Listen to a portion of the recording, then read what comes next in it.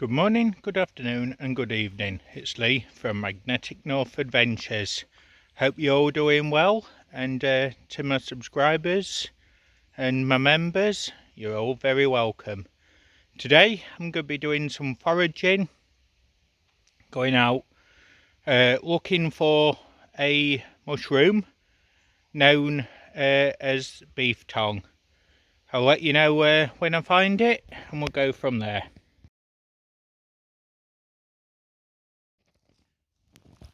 So this is beef tongue mushroom, and this one, if we just turn it over and examine, that is definitely beef tongue. So what I'm going to do is harvest that one and these ones as well. So there's another piece as well. You can see just how red and state looking it looks. So when you harvest, make sure you keep your mushrooms as safe as possible so they don't bruise and damage, and so they don't sweat. I've got this cotton bag here, and I've put the mushrooms in there. Those will be taken back. They're going to be washed and prepared. Now when you do harvest mushrooms and you're foraging, you've got to be 110% certain that it is what it is. There's a lot of mushrooms that can be toxic and they're not good for your system. So once you're 100% certain, you can then go forage that item and know how to cook it beforehand. So this particular one, once it's been washed, you would soak it for 10 minutes in some water, and basically then after you've done that, it takes out the bitterness.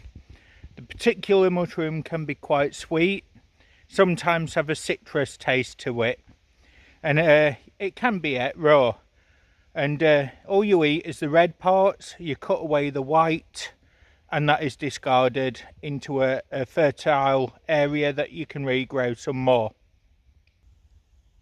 Now it does grow on oak and quite particularly near dead wood as well. Fallen trees, cut down trees, things like that. It's very distinctive. It definitely looks like beef tongue, and it's basically a meat substitute. And I will put on the Latin name of it as well. But all you do is you wash it, and then after it's been washed, you literally store it in water for 10 minutes. It just takes that bitterness out, and then it's ready. So you just dry it, let it dry naturally, and to do that you put it out and you just cut strips off it, and then you let it dry naturally on a piece of brown paper, or if you haven't got any of that, you put it onto a piece of tablecloth just so it dries out. Kitchen towel also works. And then once you've done that, you can eat it how you please. So a lot of people, they would actually marinate it in sauces, dry it out further and use it as a substitute for beef jerky, or you can cook it. And if you cook it, it's simply put it into a shallow pan and simply put some butter in, melt the butter down, or oil depending which you choose, and cook it until it's nice and done. Now once it's done, it could be done medium or rare, or even well done. So it actually looks like brown steak once it's fully cooked, but it doesn't matter if it's not cooked, because as I say, it can actually be ate raw. They just have different tastes to them. So this is foraging and bushcraft, and I'm going to show you all the preparations that I do as well, and there will be a separate video on actually building a fire and cooking and frying that as well to make a lovely meal. So I'll be back with you when I'm ready to start the next stage. So once you've got them home, you've got to wash them. So I've taken them out of this cloth bag and I've just put them on a plastic bag, and I'll wash each one individually, and as soon as they're washed they'll be put out to dry, and then they'll be cut and prepared. So this is the mushroom cut into pieces, all nicely washed. And you see the colours of that, it definitely looks like steak. It looks like it's partly cooked. So what I'll do with this is I'll soak it in water for 10 minutes and then I'll prep it down to smaller pieces, this sort of size. And I have tasted a piece, and it's alright as it is, you know, but I'm going to cook it and see what it tastes like then as well.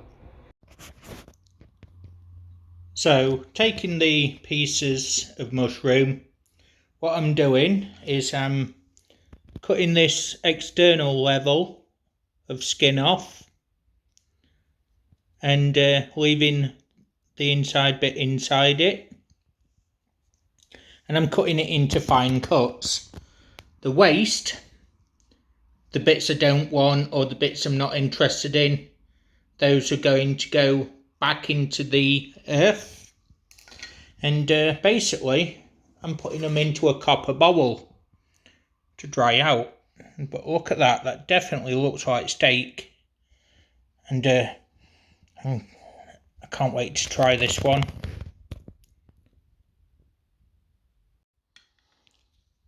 So what I'm doing now is cutting the outer layer off. I just do, this is the fleshy part of the mushroom and this is the meaty part.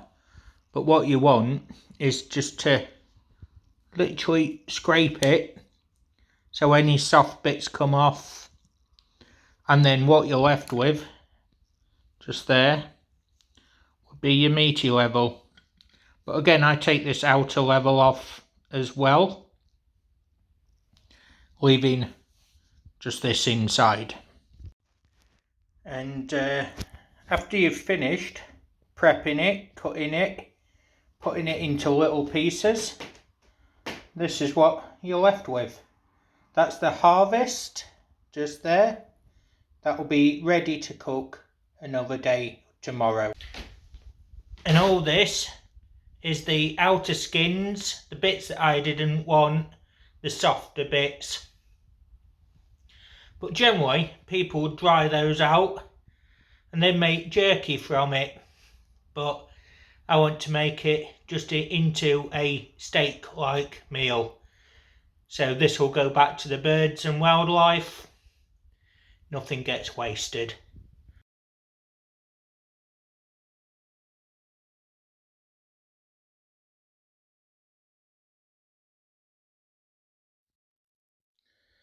So when you are hunting for the mushrooms, make sure that you actually wear gloves, and also when you do it during preparation.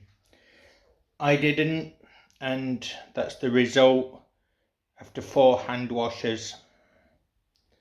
So it is quite an earthy smell, and mushrooms do that. Now some say it tastes quite citrusy, some say it's quite beefy, some say it's quite acidic, but there's different ways that you can do it. So when you cook it, you basically soak it in milk for 10 minutes or water for 10 minutes, and then when you cook it, you don't eat it as is. You add pepper, you add salt, That's going to improve the taste. It's going to give it a more of a meaty sort of feel and texture to it. And that's basically what we do. So yeah. So that brings us to the end of another adventure, folks. Hope you enjoyed this particular video. And until the very next time, I'll see you all soon. Thanks for watching. Bye for now, everyone.